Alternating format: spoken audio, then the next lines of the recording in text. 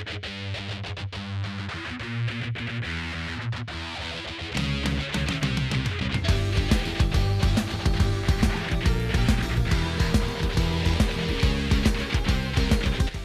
everybody, and welcome to the second episode of Podcast Period, the internet's worst podcast. With me today is my co-host, David. Hi, guys. And my friend, Anthony from Something Ghoulish. Hello. So, there's not really any plan for this episode except for, we're gonna interview Anthony a little bit and then hop right into some random topics. Hopefully this isn't a disaster. If it is, blame anybody else but me. So yeah, let's get into it. I'll start with the first question I've got written down. What would people be surprised to find on your Spotify account, Anthony? That's a really good question. Actually, it's funny enough. I have been really enjoying the La La Land soundtrack. So I've been really listening to that lately. La La Land is a musical, right? Yeah. Okay, musical okay. By Damien Chazelle. I don't know if he wrote the music for it, but yeah. I'm not a huge fan of musicals, but my favorite, actually probably the only musical I've really ever enjoyed is Fiddler on the Roof. It is great. Solid. I don't know if you've seen it, but it's on Amazon Prime if you ever get the hankering to watch another musical. Okay, rad. Yeah, I'm not a super big musical guy either.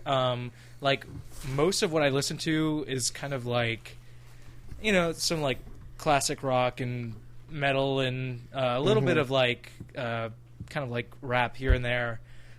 So musical is definitely out of my element. But I don't know, La La Land is just absolutely phenomenal, so that would probably shock some people, especially in the horror community.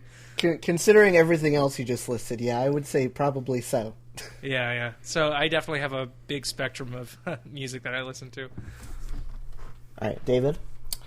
Alrighty. Tell us just a random fact or an interesting tidbit about you, something that most people wouldn't know. This is going to be hard because obviously you're always going to be your worst critic and think there's probably nothing interesting about yourself. Let's see. I don't know. Okay, so here's a small little strange thing. I don't really mind driving anywhere as long as it's under 10 hours. And I know that seems like a lot of time to drive somewhere, but I don't know. Sometimes it's I woke up one morning a year or two ago, and obviously I'm based here in Orlando, and I was just I think it'd be cool to go to Savannah, Georgia today, and so I just went to Savannah for the day, and it was a 4-hour drive, and then enjoyed that, and then drove back home and got home at 3 a.m. So yeah, I like driving. Yeah, I think I did a really long, I did a really long distance drive from Tennessee to Florida. I think Tennessee is probably, 10 hours is probably right where I start to get man, I don't know if this is worth it anymore. Yeah, right after 10 hours is when it becomes hell. A year or two ago, I had a friend who was playing this music festival in, I think, Austin, Texas. And that's a 15-hour drive, and we ended up doing that and just pretty much going nonstop, which was murder. Yeah, we left Orlando at 10 p.m., got to New Orleans at 7, I think, a.m. for breakfast, and then continued driving, and it was just one of the things when you're driving while you're tired and you're kind of slowly nodding off and you're shaking and doing everything to stay awake. Yeah, not fun. Been there, done that. That's not fun at all. I think I'm probably a little bit more lenient with the 10-hour mark. I just love driving. It doesn't matter what it is, how long it is. I think the only really bad experience that I can think of with that would be coming from Orlando going home, and it just seemed like every single thing was against us. We were going to do it in one shot, and from Orlando to the part of Tennessee that we were going, it's not that long. In fact, when we did it coming back from Ben's wedding, it only took like 12 hours, I think. It was not that bad. It took us 24 hours on that first trip. Rain, traffic, everything. It's like, this is the trip from hell. This is just, oh my God. A sign from God. Basically, yeah. It was just the perfect ending to a trip that I really wasn't happy with anyways. It's like, you know what? I'm never going back to Florida again. And that's probably a that good didn't call. work. Thanks, Ben. You're welcome, David. No problem. Anytime. Okay. So my next question. What 3 horror movies would you recommend to a newcomer to the genre? Ooh, that's fun. Let's see. New horror movies. I would say maybe like I don't know, I gotta put some variety in there. So maybe like Return of the Living Dead is one of my all-time favorites. Like this 1980s punk zombie film that's kind of a spin-off of the original Night of the Living Dead. There's just all these like punk teenagers kind of end up like getting infected, and they end up having to kind of like burn a body, and it's kind of this perfect like horror comedy. Definitely more on the horror side of things, but so Return of the Living Dead is a phenomenal example. I'm looking up because I have all my DVDs above me. Maybe Creepshow. Creepshow is like a super fun anthology by obviously like Stephen King and George Romero, and some effects by Tom Savini in there.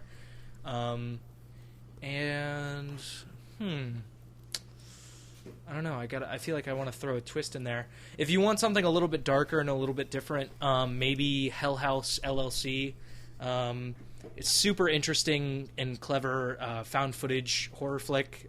These people are like putting together this Halloween haunted house, and someone actually like killed themselves in the house prior to them actually putting the haunted house there, and it actually is haunted.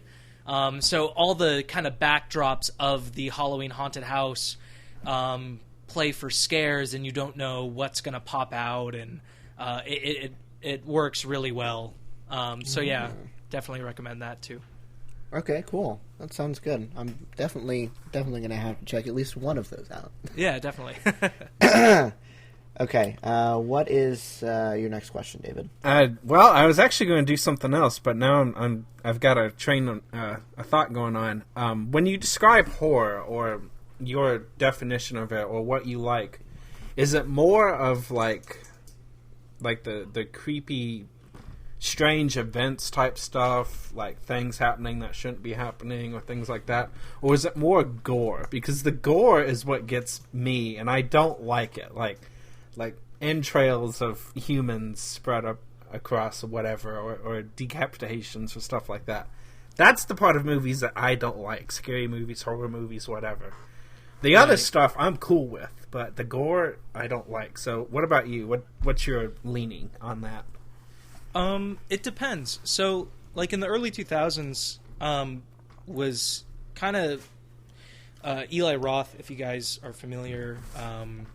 I'm not a big fan of his. He's made some okay films, and he did the original Cabin Fever film, which was kind of big for a lot of people. And he relies heavily on gore. And I don't know. I feel like when there's complete leniency, or not leniency, but you're completely leaning on gore as your scare factor, I don't know. I feel like it falls through, and it just ends up becoming a spectacle, and getting to the point where you're watching something maybe like Street Trash, where it ends up just becoming like this schlock fest of like, you know, body parts, and it just becomes kind of fun to that degree. But I don't know. I would define horror as whatever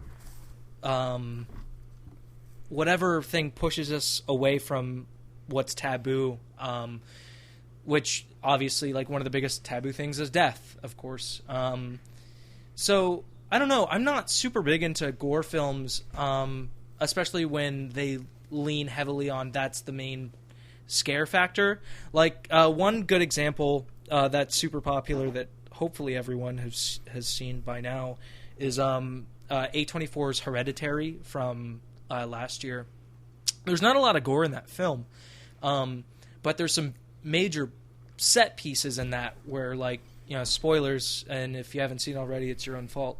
A girl gets decapitated from, like, a lamppost sign, and you get, like, maybe a 10-second close-up, and you have to look at her decapitated head with, like, ants crawling all over it, and, like, skin missing from her gums, and it's, like, fucking gnarly and disturbing. But it feels like that is kind of, that gore is put on a leash, and it's kept at a distance in a way where it doesn't give you everything, but it gives you just enough to where you kind of empathize with that pain, or it makes you kind of cringe and want to look away. But for the most of the film, it's like a family drama, which is, I think, the most interesting part. So yeah, I think when people are maybe more tactful with their gore, it can cause some really disturbing reactions from audiences, for sure. Yeah, I think I was gonna bring up when you mentioned that you weren't, like, a real huge fan of gore, David. I was gonna bring up us playing through Outlast, because that video game, even though it's a different vehicle for horror, is, like, absolutely filled to the brim with gore all over the place. And I was the one that was freaked out the most by it. I think. I don't know if it was the jump scares in that or something that, because you're right, you're absolutely right. You could not go through that like I could. I don't know. That game just didn't bother me that much. It's just, I don't know. Maybe it's a different thing. But like in movies and stuff, like the best example I can think of, and I apologize if you don't consider this like a horror genre or anything, Anthony, because I'm not really big into it, but, like, Scary Movie, it's just cutting up bodies and things like that, and it's just, it's stupid to me, and I don't get it. I don't get when it's heavily relied on that, because I get squeamish when I hear, like, bones snap and, like, pop out of arms and and things like that. That's what gets me, and maybe that's not what happened in Outlast, so maybe that's why I was okay with it. With the exception of the fingers being cut off, that got to me. But everything else, it was just looking at gore, but it wasn't actually happening. Maybe it's the action of it, or hearing the bones do things that they're not supposed to, that really gets me. Or eyes popping out. It's like, oh, no. And I literally have to turn my head away from that. It's like, nope, not doing that. Yeah. I think with something like Dead Space, you go through maybe a 20-hour long playthrough of a game like that, and you're exposed to, like, all the necromorphs like, so frequently, to a point where it's like, okay, well, it's just an enemy at this point, it's just kind of nothing. Like, unlike the first time you play it and the first time you're exposed to an enemy, it's absolutely terrifying, and then by the end of it, you're just kind of like, it becomes habitual. But yeah, like, Scary Movie, I mean, that's the point of, like, parody, like horror parody, which is, is fun in its own right. So it depends. It really does depend. I feel like if directors and like effects creators can hold back the gore to a degree where it's not on full display, that's, I think, when you can get the most reaction out of people, is when it feels like so rare that it feels real. And I think that's the scariest part. So don't overdo it. Yeah, for sure. Which, or desensitize people to it. Yeah. And I think, like, as I mentioned earlier with taboos, like, that's kind of the big thing with horror, is, like, everyone finds certain things more taboo than, something else. And, like, gore may be not as taboo to someone as maybe, like, spiders, or I don't know, like necrophilia or something like that, whatever. But yeah, I don't know. I think everybody finds necrophilia pretty taboo, honestly. Well, yeah, I don't know. Tell that to Jeffrey Dahmer, I guess. That's a good point. Yeah. So, piggybacking off of my previous question, what is your most favorite recent movie, horror or otherwise? Most favorite recent one. I've probably like horror related, I guess. I would I've gushed a lot about Panos Cosmatos' Mandy film with Nicolas Cage as kind of the main header. I don't know if you guys have heard of that. I think I've heard of it. I haven't seen it. No idea what it is. Okay. All right. Feel free to explain. Yeah, you guys are in for a treat then. So Mandy was a smaller release by Spectre Vision, Elijah Wood's production company. Mm-hmm. You're talking Lord of the Rings, Elijah Wood? Yeah. He's actually like a really big genre film fan, and he has his own kind of genre film production company. They produce such features as, I believe, Greasy Strangler. Okay. Yeah. Which is a phenomenal film, believe it or not. But yeah, so Mandy is basically set, I think, in the 1980s about this couple, Red and Mandy, who live in the woods, and they're kind of in their own solitude. And Red is like a lumberjack, and Mandy kind of does fantasy artwork on the side of running this like convenience store. And one day she's walking down the road, and someone in a van sees her, and this guy becomes kind of obsessed with her, and come to find out he is the leader of this cult. And he ends up sending his cult people to basically abduct Mandy and try and kill Red. And she ends up kind of laughing in the cult guy's face about how he's pathetic, and they end up murdering Mandy, and Red has to kind of go after the cult, who has this army of kind of like demon, like LSD laced bikers from hell, and so yeah, he just kind of loses his fucking mind, and it's absolutely nuts. It's super like saturated in reds and pinks and blues, and very similar to like Argento Suspiria, and the entire soundtrack is this gorgeous like heavy metal deep rock, and it was done by I think Johann Robertson, I think that was his name, and forgive me if I'm wrong. It was like his last soundtrack that he scored, and he passed away shortly after. And it's just one of the best films to come out recently, and I was so enthralled with it. I absolutely loved it. That sounds extremely fun, if not extremely good. Yeah, it's fucking nuts. Like, like as a small little thing, I already told you Mandy dies by the hands of the cult. Mm-hmm. They burn her alive in front of Nicolas Cage's character, and he finally gets free after the cult's gone, and he goes into their bathroom, and he's a recovering alcoholic, and he ends up pulling out this drawer, pulling out a whole thing of vodka, and just kind of starts chugging it down, and for like a minute straight you just see him mentally break down, like screaming and crying in agony. And it's honestly like the best use of Nicolas Cage's acting skill in such a good way, though. Mm-hmm. Like he goes full Cage, but it's absolutely brilliant, and he pulls it off flawlessly.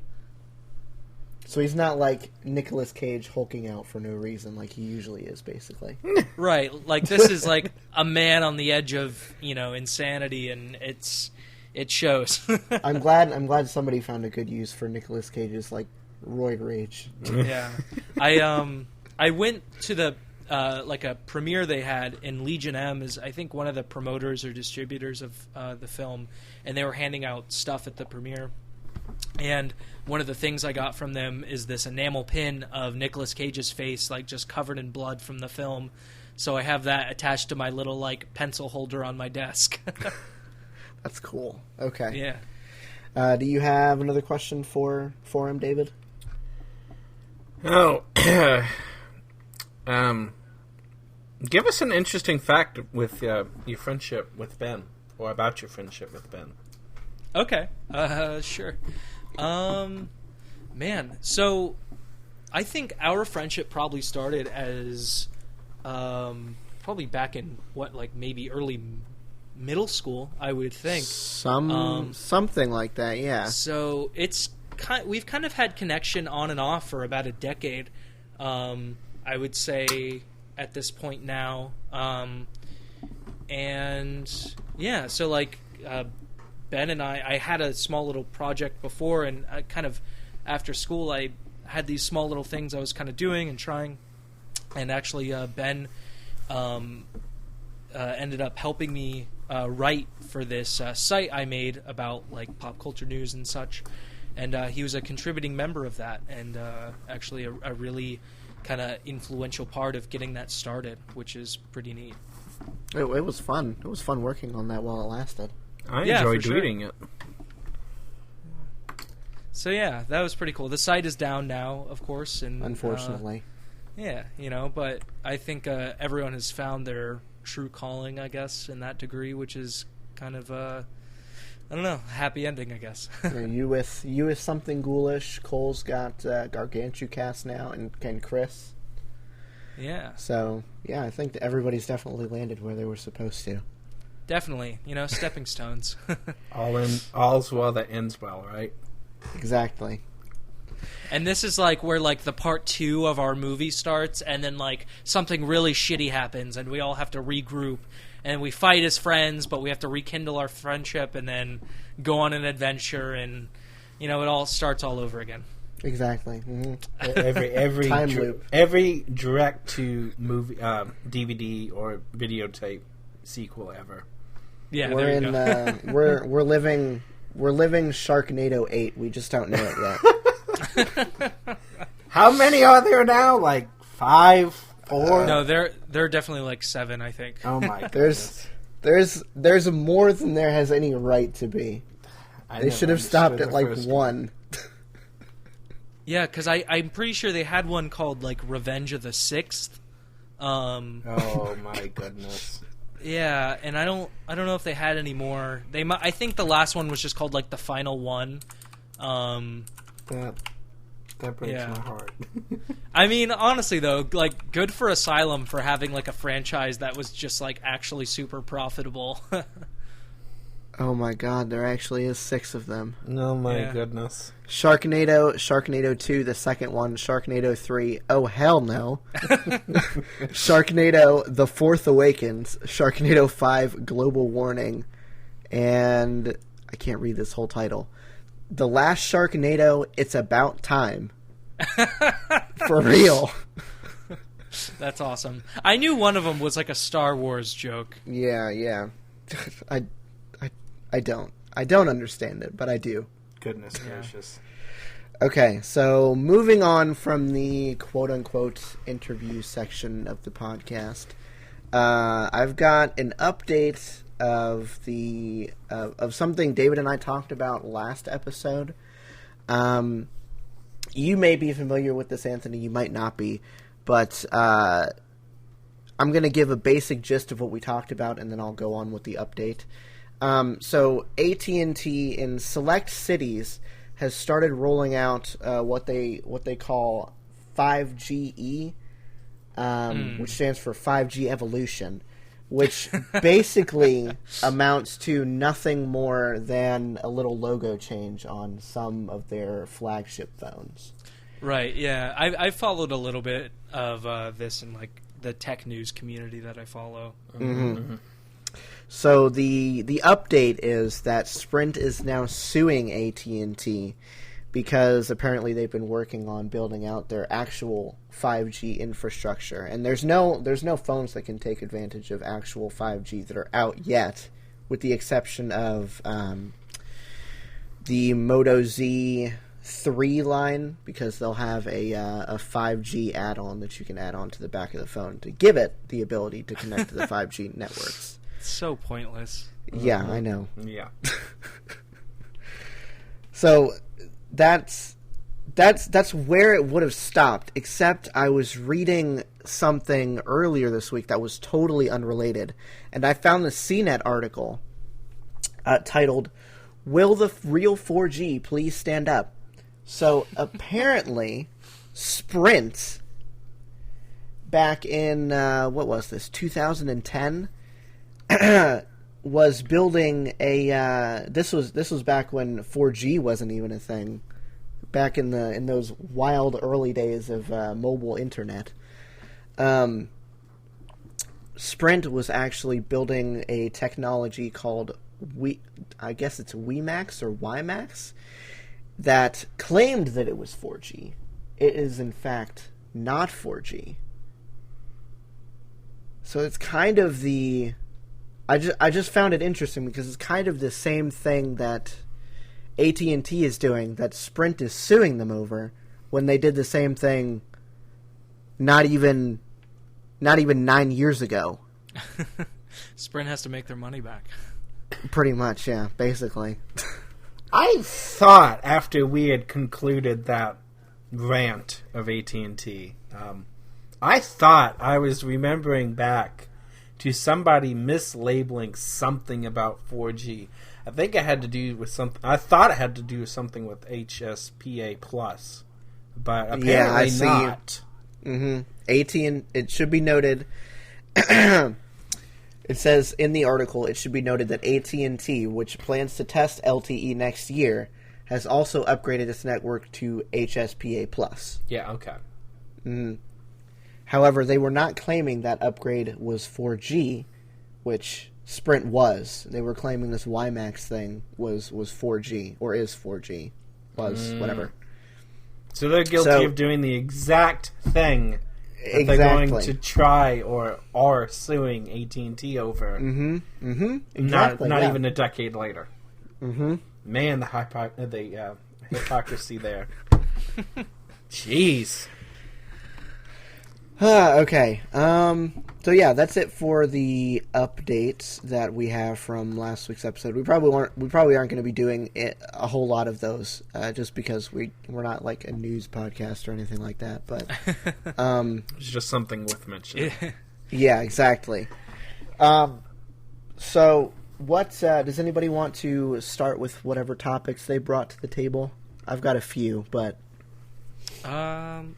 Anthony's the guest. Do you want to go first? Yeah, sure. So I've been really getting in, not musically, but really getting into the history of like the Norwegian black metal scene lately.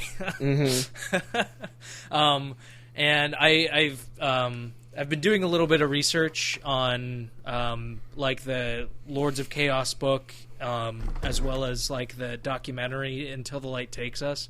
I don't know if you guys know anything about I think I know the Into the Chaos thing. the Lords of Chaos. Yeah. Go keep going. I think I know where you're going with this, but I don't want to tip your hand in case I'm right. So they recently just made a film about it. Jonas Ackerlund, with he was actually a part of the Norwegian black metal band, I think Bathory, and the whole film based off the book, which is based on the true stories of things that really happened during the 1980s and 1990s in Norway.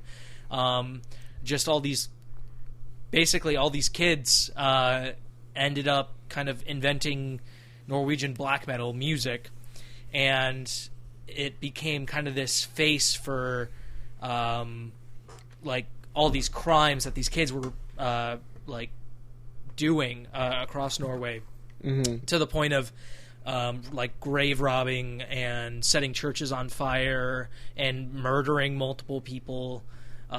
It's fucking nuts. Yeah. I think wasn't, correct me if I'm wrong because I might be, but wasn't the Lords of Chaos wasn't that about the band that had their lead singer kill themselves or something like that, and they used that as the cover?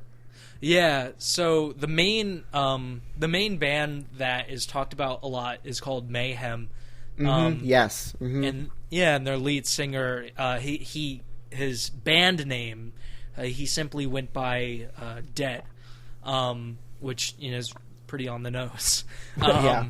And basically, he was just a really depressed kid. He had a lot kind of going on, and obviously he didn't get the help he needed. But he wanted to embody like Norwegian black metal to the point of like having to live it and kind of show people the stakes of it. So like at shows he would like slit his wrists and pour blood over people in the crowds. He'd like bury his clothes in like dirt, so he would kind of have like a corpse appearance. He would try and get his bandmates to carry him out on stage in like a coffin, and eventually, when no one was there, he ended up committing suicide.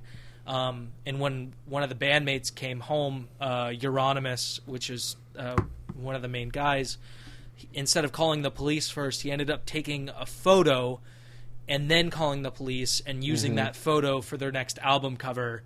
And it's just him with his, skull out and everything. And I guess probably trigger warning for some people. I'm sorry. Yeah. But yeah. Probably just because of the era that the photo was taken, it's not extremely graphic, but you can definitely tell what's going on. I've seen it probably a couple times just because I've read about it on and off for a couple of years. It is a crazy story and a crazy picture, and it's definitely trigger warning, but it's I don't want to say interesting, but it is interesting. To look at what at least a little bit of a glimpse of what was going on back then. Yeah, for sure. It's just a crazy real thing that happened, and people got killed, and it's unfortunate, and some people kind of got away with it. But if I guess who's ever listening, if you guys want to learn more, last podcast on the left did a 3-part series on the Norwegian black metal scene that you can check out, as well as the book Lords of Chaos, which is kind of a detailed version of all the events that happened. Definitely go check that out. I was listening to your last podcast, Anthony, and it's kind of somewhat related. Okay. You guys were talking about remakes, and you happened to touch upon remakes that you guys liked or that you guys didn't like that some other people liked. Mm-hmm. So I wanted to bring up kind of that general idea. David and I have been watching movies together for, I don't know, probably off and on like 5 years now. We don't really stick to one genre or anything. No, we go all over the place. Yeah, exactly. There's definitely been movies that we haven't liked, like Unfriended was one of them, but I think that was fairly universally disliked across the board. Yeah. However, there was one movie that we went to go see, and I don't know if you've seen it, Anthony. The Revenant. Yeah, I've seen it. I didn't see it in theaters, but I saw it like video on demand or something when we sat through that entire thing in the theater, and it's probably my least favorite movie that I've seen in theaters. It was so boring. I think I almost fell asleep during that movie. You may. There is one of them. I'm guilty of this one time. I was really, really tired, and I can't remember what movie it was, but it had a really, really slow start. It was something that we was watching with Ben, but I think that is the one that you fell asleep, like without reason. Like we've gone and we've been tired before, and it's happened, but I did not get it. Me and Ben are both like just sitting there, and we're thinking, he's not going to get his Emmy for this or his Oscar, or whatever he's going for. And everybody else seemed to like it, and I don't get it. What do you think, Anthony? Yeah, I can't give a full answer because I've only seen it once, and I think maybe the performances from like Tom Hardy and fucking Leo, I thought they were all right. Tom Hardy plays just a fucking vicious villain in that, and he's a scary man. He's just super imposing. Even though he's probably like a teddy bear in real life. But yeah, I think I watched it once. The bear attack thing was gnarly. That was probably the most interesting thing about that movie. After that, it really slowed down. Yeah. And then like him being kind of left for dead and having to go through the wilderness. I mean, I'm kind of sucker for like survival stories. I will admit, from what I do remember, it was very long.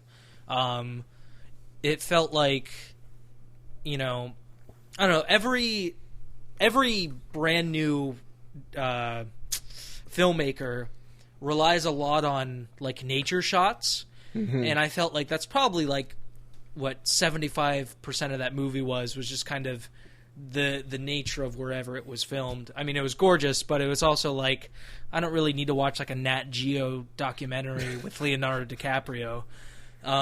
Thank you. And now, in the distance, we can see the slugs intertwining. Yeah. In their mating dance.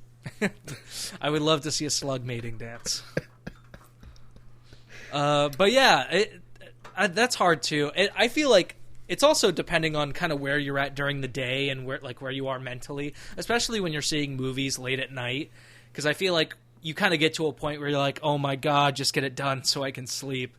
I ended up seeing like Aquaman at like a 10 o'clock or 10 p.m. showing, and I didn't get out till I think like 1 or something like that, because that movie is like the like Lord of the Rings movie of superhero films. And I was... and I got out and I was like, it was fine. I had a good time, and that's all I really expect from films. But like, I just want to go to bed. Yeah, I could definitely see that. Yeah, I think at least my main contention point was definitely the length. Like that was like a 3-hour movie, and I think they could have easily fit what they wanted to in an hour and a half, maybe 2 hours. Yeah. But that's always hard. Yeah, for sure. Yeah, because you never really know what the director's artistic vision is for everything. But at least, in my opinion, they could have fit what they wanted into an hour and a half, and it would have made it into a much better film. But we'll never know. And he got his Oscar, so who cares? Yeah, I guess the only thing that probably like good came out of that film, besides like Leo getting his Oscar before he killed himself, like he would like his last few films up until that. I mean, obviously Leonardo DiCaprio is still alive. I'm like talking about him like as if he's dead, but he is still very well alive. But like, unfortunately, I'm sorry, I didn't mean it like that. My bias got in the way there for a second. But like all the films he kind of did up until that point, like he was really pushing himself for the role. Like he was in like Wolf of Wall Street up until that point, and yeah, he was just like. And he also did Django, where like Django was good too. Yeah, Django is probably one of my favorite movies that I've seen him in. Yeah, it is great. His Great Gatsby, I thought, was really good too. Yeah, Great Gatsby was a phenomenal film. I was gonna say Django, like going back to Leo hurting himself, like he during the dinner scene where he kind of calls out them, he like cuts open his hand in real life. And smears blood all over the actress's face, and that's his real blood. And it's just like, all right, just give him his Oscar before he like kills anyone. He's taking it too far. Gotta stop him. He's gonna end up like what's his name, Brandon Lee from The Crow. Except he's gonna kill himself instead of somebody else. Oh, jeez. I wish Brandon Lee was still alive. The Crow is probably one of my favorite films. I've watched that so many times. I really need to see that movie. It's great. It's super phenomenal. That's one of many movies that I have regrettably not seen yet. I've got a list that's probably miles long of stuff that I want to see that I haven't. Yeah, but I was gonna say, like, last thing, touching on The Revenant, before moving on. I feel like probably the greatest thing that come out of The Revenant. I know it employed like a bunch of Native American actors, I believe. Mm-hmm. So that's super fucking important. Definitely, yeah. Equality. I think inclusion. Yes. Yeah. Hollywood definitely needs to get better at that. That's a step forward. Yeah, definitely. All right. So, did you have anything to bring to the table there, David? Oh, just a few things. I don't want to do that one yet. Amazon, or more importantly, I can't take that. Can't take that stance. I'm not going to take that stance. But anyways, Amazon basically got ran out of New York. Oh yeah, I think I've heard about that. For search of HQ2, for anybody who doesn't know what it is, and I don't understand how you could possibly not. It was only a thing for like ever, and many, many, many cities battling it out, trying to get Amazon to build an HQ in their location. Amazon HQ2 Battle Royale. Exactly. So many cities contending, and Amazon actually pulling a split move there. Nobody saw this one coming. Decided that they would have, and I was actually really excited because they were wanting to branch out of Manhattan, because everybody knows New York City, it's all based in Manhattan. The other four of the five boroughs really don't contribute a whole lot. So Amazon decides they were going to locate half, or at least one half, of HQ2 in Queens. The other half was going somewhere, I believe it's Arlington. It's somewhere around the D.C. area. And then as a pity treatment for Nashville, since Nashville had their high hopes set on it, gave us an Operations Center for Excellence. So it wasn't HQ2, but it was something for our efforts. That sounds like a participation trophy. Exactly. Pretty much, yeah. It's pretty much exactly what it was. But anyways, there was massive pushback from local, and it wouldn't be the local leaders that you would think, because both the mayor and the governor were both right on this train. They wanted Amazon. They had all these incentives planned for them and everything, and I guess just local politicians. I forget her name, so I apologize there for that. Anybody who needs to look it up, it was the one who ran in New York that really ran on the socialist side of the Democratic platform and pulled like a huge upset victory. And in November, she was one of the lead activists for it, basically saying, Amazon, we don't want you here. We feel like you can't treat your employees well, this and that.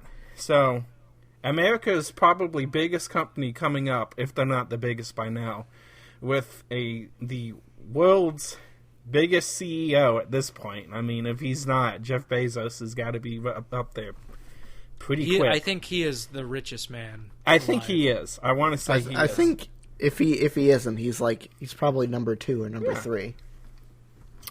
Just totally made them pull out the whole deal. Completely pulled out of New York, and it's crazy. So are they making our participation trophy the new HQ2, or are they still searching? They're just going to leave it alone as the plans as of right now, or the most up to date information as of this recording is they're just leaving it as is, pulling out of New York. Virginia is going to keep what they've got, all the dedicated plans for Virginia and so far Tennessee, Nashville. they're staying as is. We're not supposed to get HQ2, which a lot of people were okay with. Honestly, there's people in Nashville that are wanting to keep Amazon away from us too. It's like, you guys are crazy.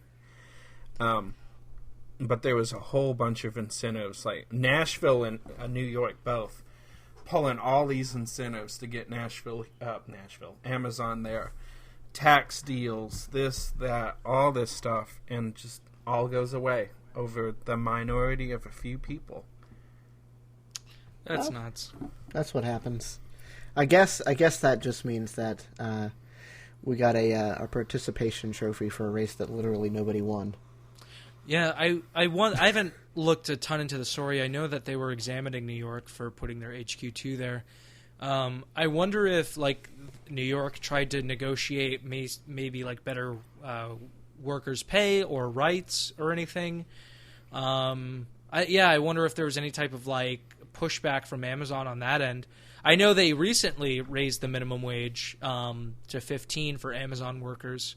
Mm-hmm. So yeah, I don't know. I'd like to see the full scope of that. That could have easily been it. I know Amazon hasn't exactly been famous for their treatment of their workers or anything. So I mean, you never know. Yeah.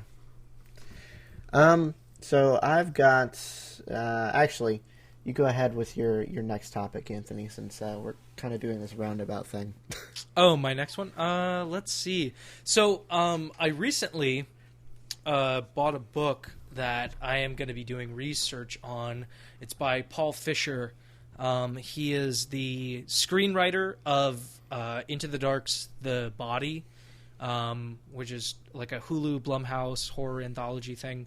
Mm-hmm. So he wrote the screenplay for that, and he's also one of the, I think, producers or like looked over production for another episode. So he wrote this book. It's called a Kim Jong-il production, and the extraordinary true story of a kidnapped filmmaker, his star actress, and a young dictator's rise to power. And yeah, it's like super fascinating. A part of this is about Paul Gassari. I don't know if you guys have ever heard of that. I think I vaguely know about him. I've heard his name before, and I've heard this story of North Korea kidnapping a filmmaker and an actress to like create propaganda films or something like that. But yeah, so like it's weird because like Kim Jong-il is like a super big like movie buff. Mm-hmm. He like super like loves films, and he kind of requested all these actors and actresses to come, and they basically told him to go fuck himself. And he was like not about it, so he ended up kidnapping like major directors and these actresses to basically make his own Godzilla film. And Paul Gassari is kind of their middle finger to Godzilla, and to the point where like the poster for Paul Gassari says Paul Gassari, the beast that could defeat Godzilla.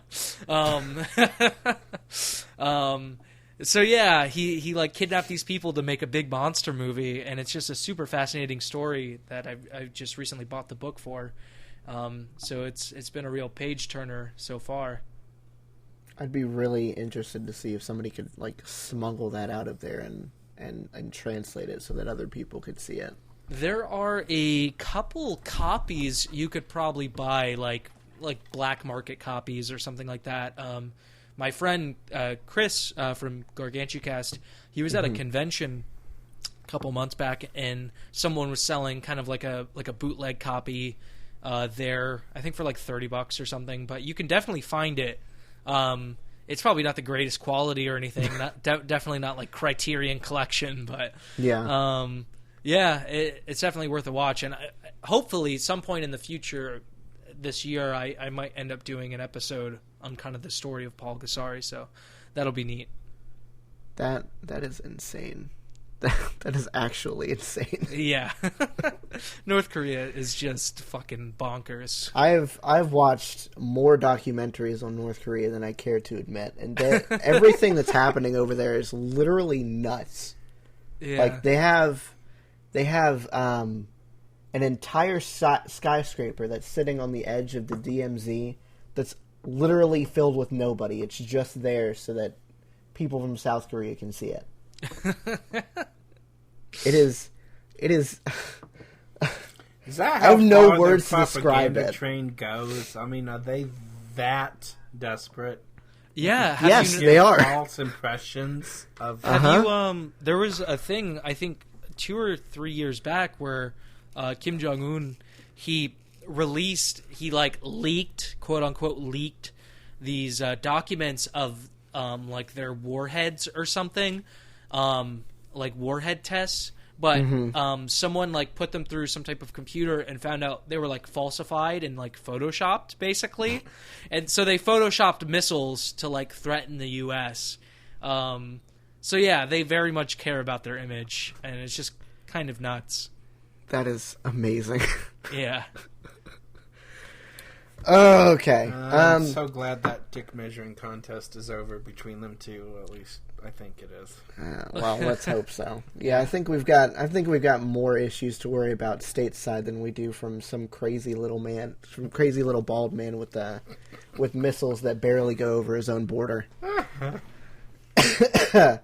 Anyway, well, he's not bald. I forgot. That was his dad. Yeah. He's got a nice head of hair. Yeah, Kim Jong Un's pretty young. I think he's like in his 30s or 40s. He's fairly young now, yeah. You know, I'm not trying to keep this North Korea train going, but it reminded me of something else. Apparently, I don't know if Kim Jong Un is whatever his name is. I don't know if he's the oldest son, but if he isn't, then this is the second son of the father. Apparently, one of the sons deserted North Korea because he wanted to go to Disney World. Who wouldn't? Happiest place I can't on say earth. that I blame him. So did he go? Did he get photos? I'm pretty sure he deserted North Korea and went to, I don't know which Disney World it was, but I would assume it's probably the one in Japan. Yeah, Tokyo. Mm-hmm. That's hilarious. That's probably Just about another- as far as he could get before everything turned south on the poor guy. I don't think he ever went back. He went to Disney World and was like, man, I could stay here, and then he stayed there. No, jeez. he's in the trash compaction system beneath the streets. Oh, jeez. Okay. So I've, in lieu of one gigantic topic, I've kind of got 3 little ones that I've looked at throughout the week. The first one, and I'm sure the most ubiquitous, is the whole news about the Mars rover, quote unquote, dying. No. That poor little thing. Apparently, and I'm sure you guys saw this, but it's oddly poignant, even though it's literally just a status reading that NASA took from it right before it finally shut off. So it's not technically a message that it sent, but it's a status reading that NASA took from it and then made into a sentence. Either way, it's very, very poignant, even if it is about a little Mars rover that's kind of stuck in the middle of nowhere. So it said, my battery is low and it's getting dark. Oh my god, that's so How sad is that? It's like, I read that and I'm like, oh my god, I didn't think I could have so many feelings about a robot. It's Wall-E all over again. Oh, the poor thing. That plays so well because I was just watching The Martian. Oh yeah, Just before that news came out, and one of the things that he had done in the movie was gone to a site where they had a rover that apparently had lost communication years back. I think it was like 16 years back or something like that. And literally he did the same thing. He just uncovered the poor thing from the sand, let it charge, and it was fine. This thing's just sitting there with no battery because it got covered in the dust storm. maybe somebody can rescue it here in a few years, and it'll be like, "Hey, I'm back." You never know. Maybe good old poop potatoes can rescue it. Hey, you never know. It won't be NASA anytime soon. The way they're going, it'll have to be Europe or somebody else. Russia can save us. Or good old Elon Musk. Maybe there you go. SpaceX. There you go. SpaceX to the rescue. If he's not in prison. Yeah, who knows? On Joe Rogan's podcast, Smoking a Blunt, who knows what he's going to do next? Jeez. I mean, not even that. Isn't he? Isn't there some kind of SEC investigation or something because of fraudulent earnings reports or the threat of selling stock to artificially inflate it or something like that? Yeah, he made some type of comment about trying to sell stock or about them going up, and he never actually had any intention of doing it, and he got called out on it, and I think basically what ended up happening was he's not allowed to serve on the board of any company for I think like 10 years or something like that. Yeah. Well, it was twice. And all of it too was kind of like one big dumb like 420 joke, which is even worse. For a genius, he's a fucking idiot. He really is. Putting Teslas into space just because he can, and then he goes and pulls a stunt like that. It's like, and then you don't really use that. You don't have any common sense up there, do you? Yeah, and then the whole like Apparently pedophile not. thing with like what's this about? I hadn't heard about that. Yeah, a couple. Fuck, I cannot speak English right now. I'm completely sober, I promise. It happened a couple months ago. I forgot where it was. Was it like Thailand or Vietnam? I think it was Thailand, I'm pretty sure. Yeah, and like this kid, somehow this weird situation happened where this soccer team of kids ended up getting stuck in like a cave. And it was like all over the news, and Elon Musk is like, all right, I'm going to save these kids. I'm going to build... Yeah. So what happened? So he ended up, he ended up saying, like, I'm going to build the submarine so you can get the kids out, and it'll help them get out of the cave. And, like, I think the police department of whatever that city was in, they basically laughed at Elon Musk. They're like, no, we're good, thanks. And Elon Musk made some type of comment like, why are you saving kids anyway, you, like, pedo? And so then later on... Yeah. So later on, Elon Musk made a tweet like, I'm surprised that guy didn't sue me or anything, LOL. And then that guy's lawyer contacted Musk like over Twitter saying, we're filing charges for like defamation of character or something like that. It's too good. That was an amazing series of events. Just because they refused his help, he's going to turn an obviously tragic situation into something that needs to be resolved. Because I mean, these poor kids were down there, stuck with water coming in and everything, and no way of getting out. Talking about scuba diving, these poor things. And just because they didn't want his help, he's going to call these people pedophiles because they're trying to save children? Exactly, yeah. That's how logic works, right? Oh my gosh. I didn't realize his mind was so messed up. That's just it's more proof that your IQ has no correlation to common sense whatsoever. Obviously not. Jeez. I guess all geniuses are idiots at one point or another. Yeah, you could say that. All right, so, another little mini topic that I brought, Batfleck is no longer a thing. Rested. Finally. Rip in peace. I was on board when they announced that before they did the Justice League movie, but man, after that train wreck, that was probably the worst decision they could have made to replace Christian Bale, like, ever. That was awful. Let's Bye-bye, Batfleck. Let's petition Steve Buscemi as the new Batman. Oh, yes. Please. He would be great. Yeah. Hello, fellow kids. Hello, fellow villains. I'm gonna wallop you. And then my last little thing. You guys might not care, but this is a big deal to me. Way back yonder, before Disney bought out Lucasfilm, who knows when, I can't even remember the year that they did that. Way back then, there was what fans referred to as the extended universe, and it was basically books and other pieces of media that existed outside of the actual Star Wars films.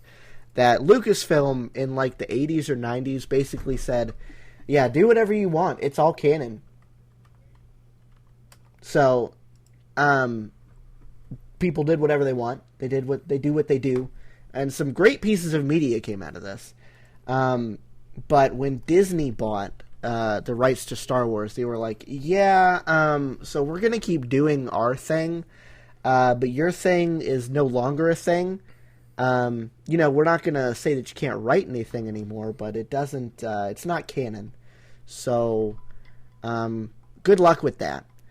And now, after all of the backlash that they're getting from Solo and from the Last Jedi, both of which I thought were perfectly serviceable movies. I don't know why people got all uppity about them, but now they're saying that they're open to looking back into all of these books and things, and they might make some movies out of it. They might make some TV shows now, kind of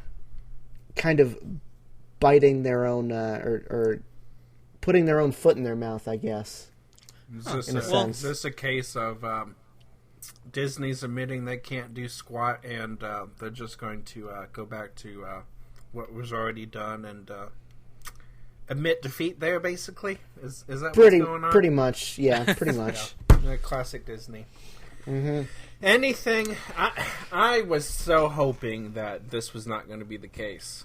But it seems like anything they've touched that they did not come up with just turns to garbage in one way or another. I don't understand what it is about. Maybe it's because they're too focused about money or something. I don't get it. The only thing that they haven't, well, I don't want to say ruined, but they haven't ruined. But I don't know if they've really had a real hand in the Marvel movies anyway. But the Marvel movies. Well, that's the one property that they've bought. No, they've had Marvel for 10 years. A long time, yeah. 10 years. I know, but they're using that as its own. It's so far, from what I can tell, they're separate.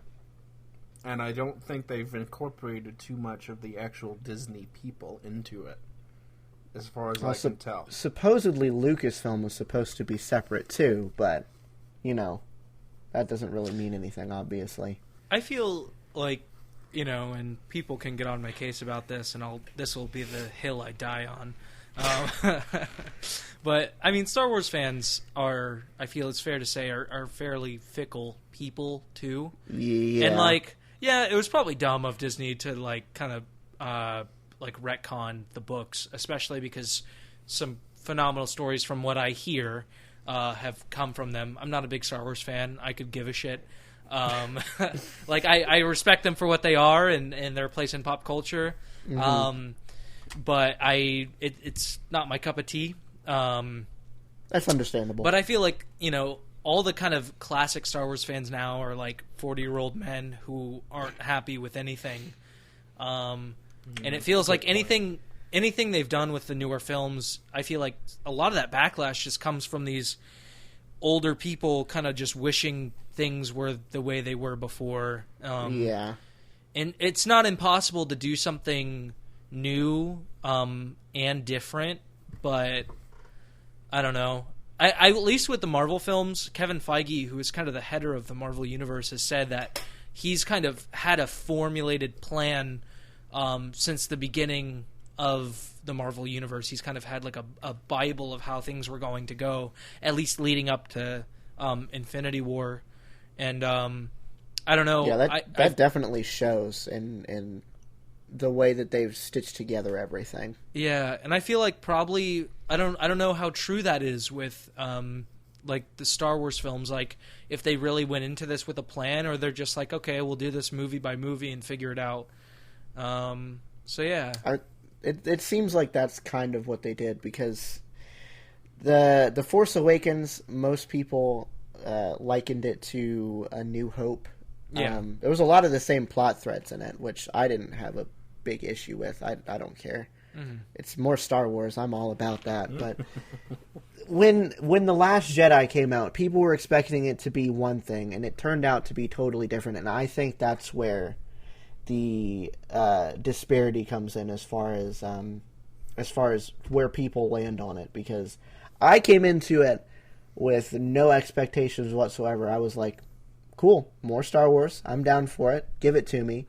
And then there's these other subset of fans that are like pouring all over the trailers and all over the posters and whatever other pieces of media they could get their hands on before the movie was out, and theorizing about it. And then they come in expecting one thing, getting something completely different, and something that they're maybe not 100% on board with, and they get all pissy just because it's not meeting their quote-unquote expectations. Well, there's a lot of companies that do that. They heavily alter, if not blatantly falsify the trailers so that nothing is given away.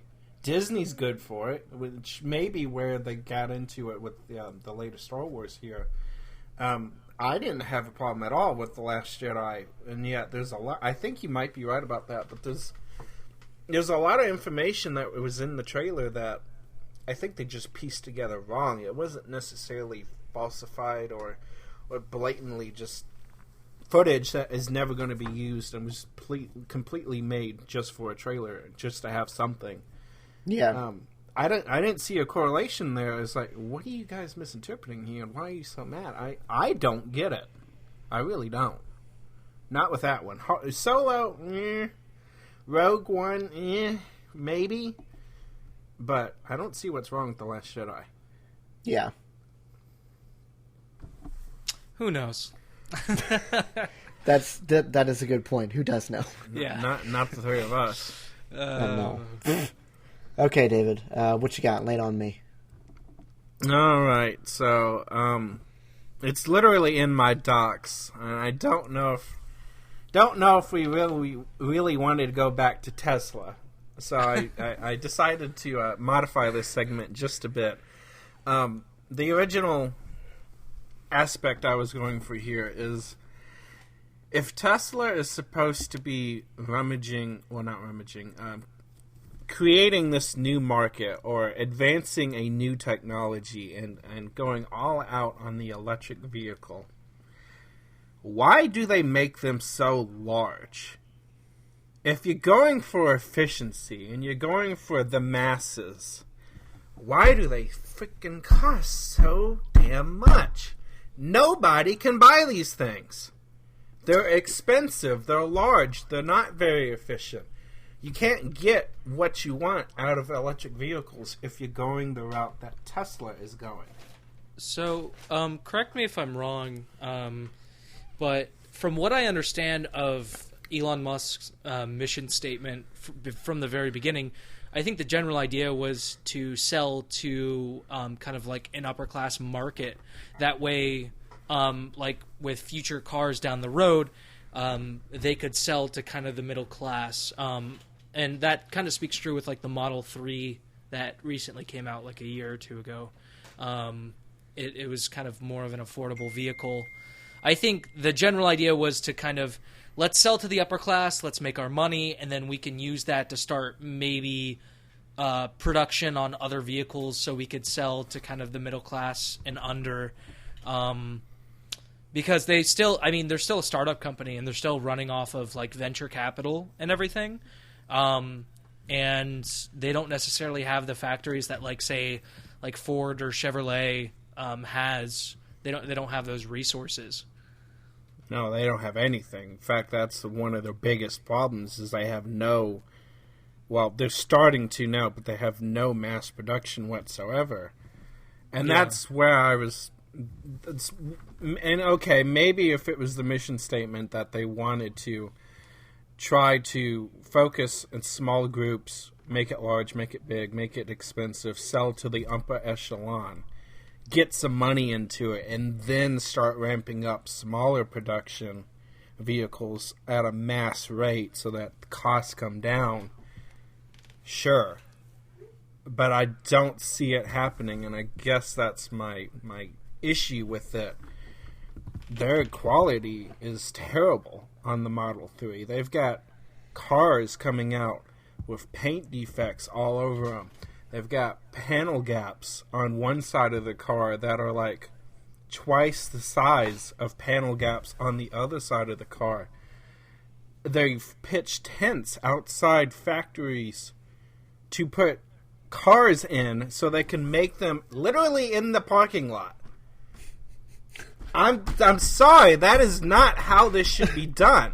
Yeah. And that is my issue here. If they're trying to fast forward electric vehicles because they're good for the economy, whatever, or the environment, maybe the economy too, depending on how much money you have to pump into it on electric bills and repairs or whatever the case may be, you can't build it in a tent outside a factory. I'm sorry. That doesn't work.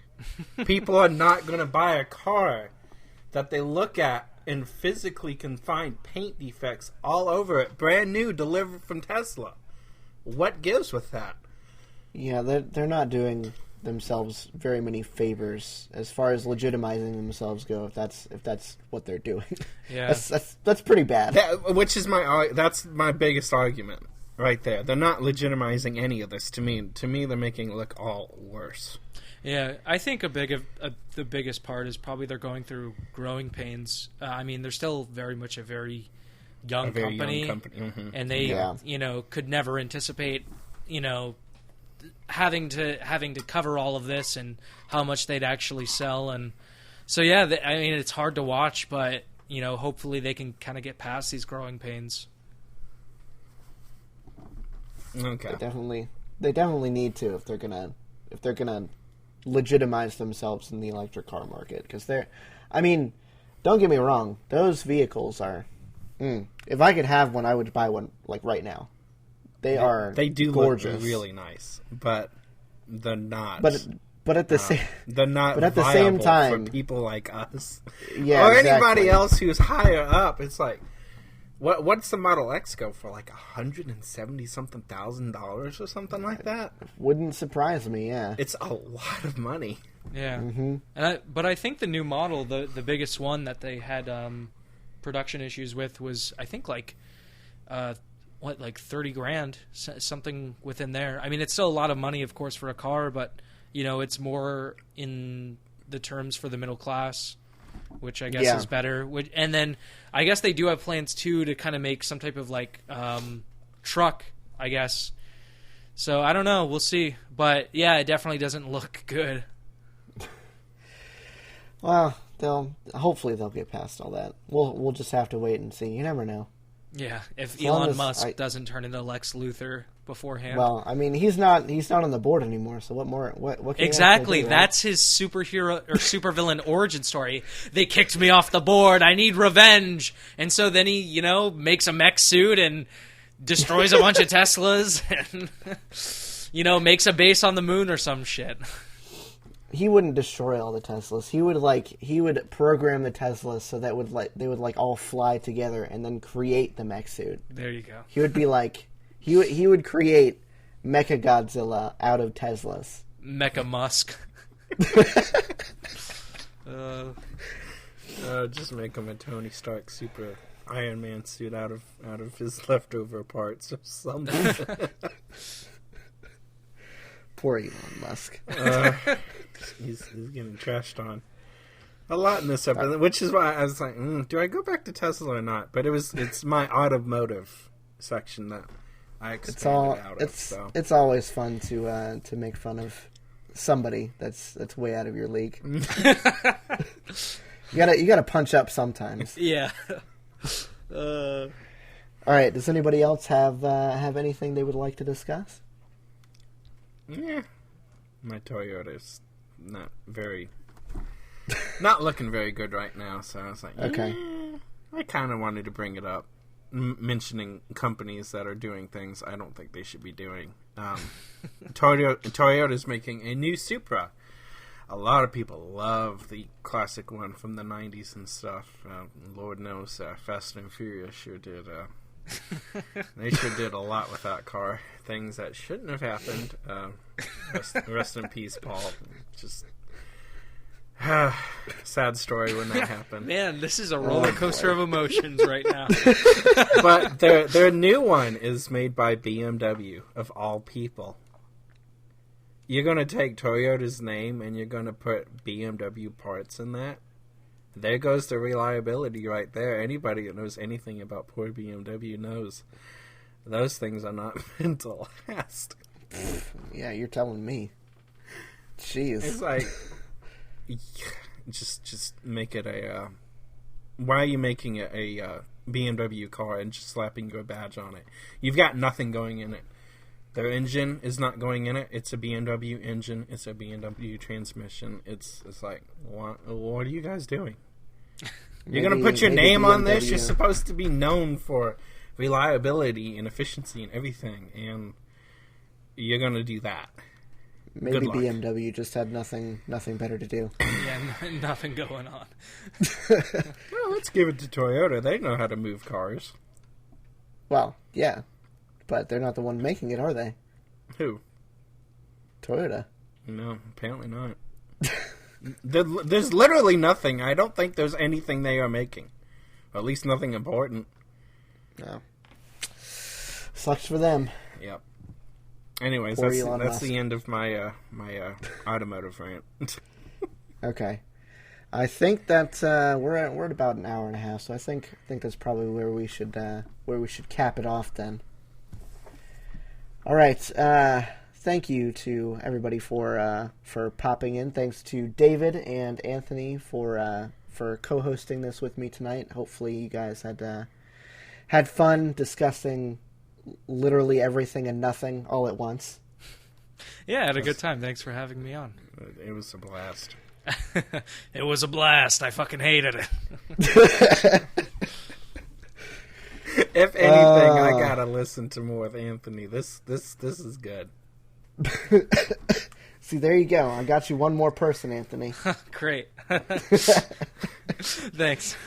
You brought a lot more interesting stuff than I did to this. He did a much better job than I did. I'm just saying that. No. You did a good job. I enjoyed your little spiel on Star Wars and such. But yeah, thank you to everybody for coming out and watching. Please drop a rating and everything if you're listening on iTunes or wherever you're listening. When this goes live, we'll be live on everything. So if you're having trouble finding us, then it's not my problem. Anyway, yeah, exactly. Thank you for listening, and we'll see you guys next time. Bye-bye. Bye, guys. Peace.